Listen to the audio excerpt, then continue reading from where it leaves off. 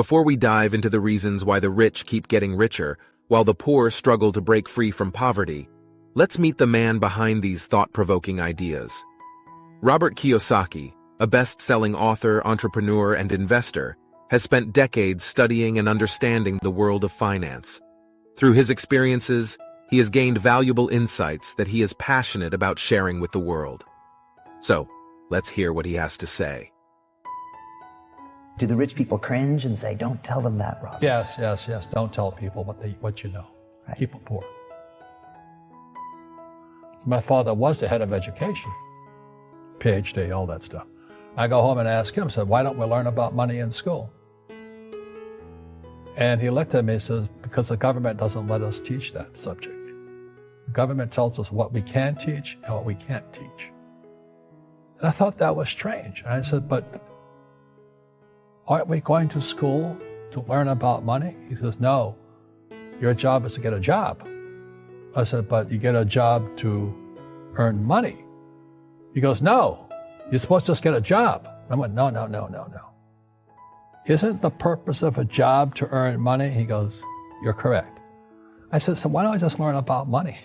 I can skip the job part, And he got flustered and he said, if you want to learn about money, why don't you ask your best friend's father about money? And I said, why? That's Mike. So why ask him? He says, because Mike's father is an entrepreneur. And I said, what are you? He says, I'm an employee. I'm a government employee. I went, oh, what's the difference? He says, the difference is an entrepreneur must know about money, or they're no longer entrepreneurs. And he says an employee doesn't have to know anything about money, because the government will take care of them, the company will take care of them.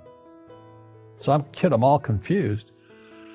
But I took my dad's advice and I trundled over to Mike's father's office and knocked on his door and I said, hey, I'm here, 9 years old. Teach me about money. He says, beat it, kid, But that's where the story of Rich Dad, Poor Dad started.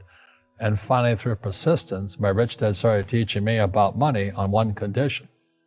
And that condition was he would never pay me. He says, the moment I pay you, you think like an employee.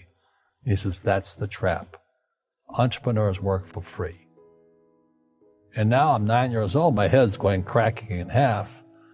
He says, you never want a paycheck. You understand that, kid? I said, okay, I got it. And he says, well, how do I make money? He says, that's what entrepreneurs figure out. It's like, so how do I learn about money? So he would just break out a Monopoly game board. So I would work for free. I'd pick up cigarette butts, and he had hotels and restaurants, and I would clean and do menial tasks. And as I got older, I started getting into office work and marketing and accounting, and I was an apprentice basically, but I always worked for free. And he would teach me about money. But the way he taught me about money was playing Monopoly. And finally one day I got upset. I said, well, when are you going to teach me about money? He says, what do you think we're doing? We're playing Monopoly. He goes, no. What do you think we're doing? We're playing Monopoly. He says, what do you think we're doing? So I don't know. I'm teaching you about money. And then that's when, you have one green house. He says, there's many formulas for great success in money. There's thousands of them. But one of the best ones found in the game of Monopoly. It still is today.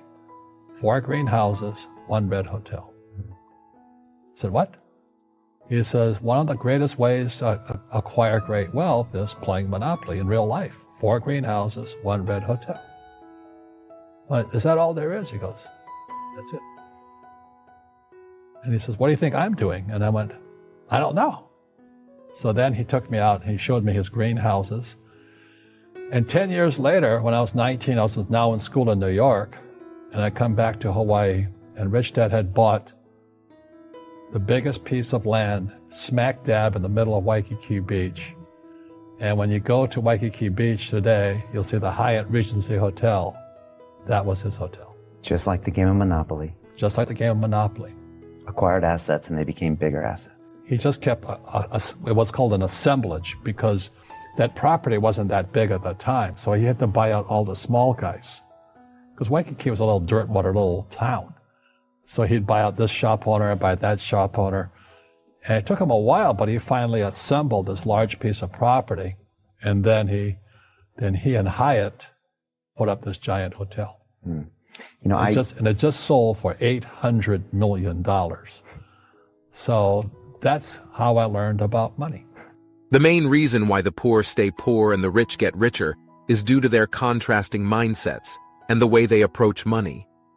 The rich understand the concept of financial education and leverage, while the poor often lack these crucial insights. Financial education refers to understanding how money works, including concepts like cash flow, assets, liabilities, and investments.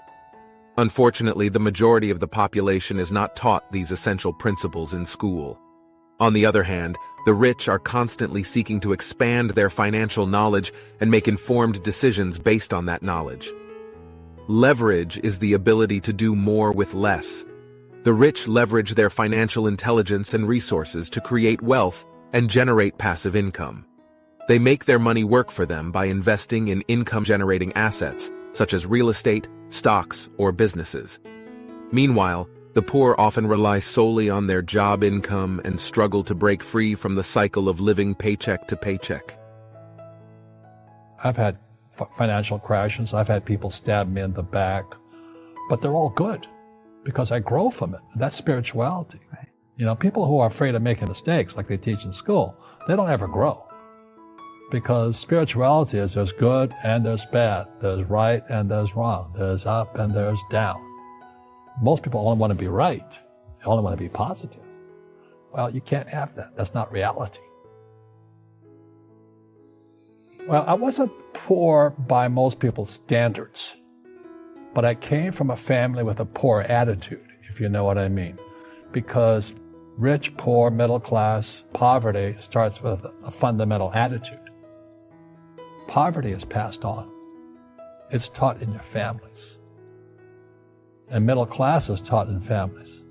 And so the people right now who are sitting at home, who are struggling financially or worried about money or unhappy, they may be making a lot of money, but unhappy with what they're doing, it was probably taught to you. You know, your superego was taught, get a job, work hard, or you'll never be rich, or the rich are evil, or whatever. The school system will never teach you about money. The school system was designed to teach you to be an employee, which is important, or a doctor or a lawyer, a specialist, but never about money.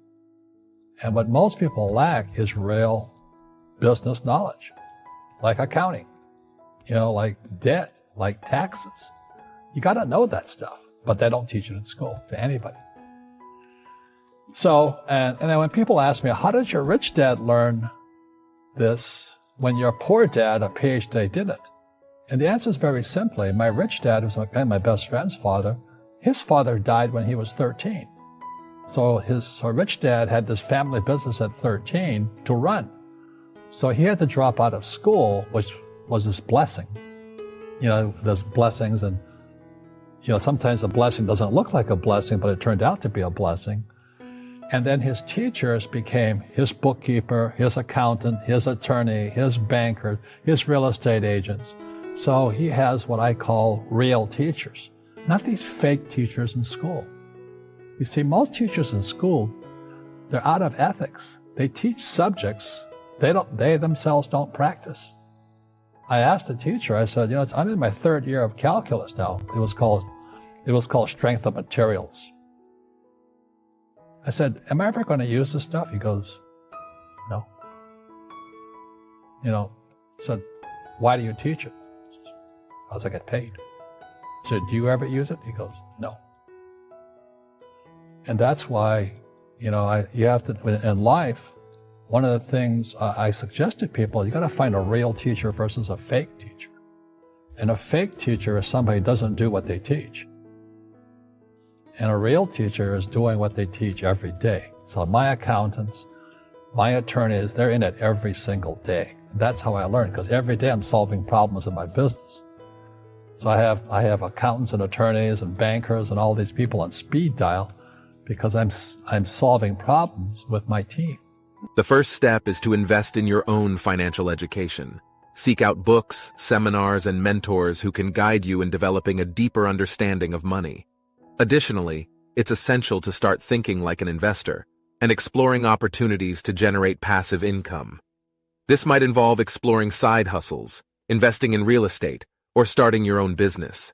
The key is to take action and make your money work for you. There you have it, folks. The secrets behind why the poor stay poor and the rich get richer, as revealed by Robert Kiyosaki. It all comes down to financial education and leverage. By expanding our financial knowledge and learning how to make our money work for us, we can begin to break free from the chains of financial struggle and embark on a path to financial freedom. Thank you, Mr. Kiyosaki, for sharing your valuable insights with us today.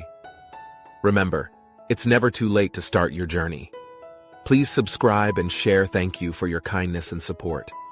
See you in the next video.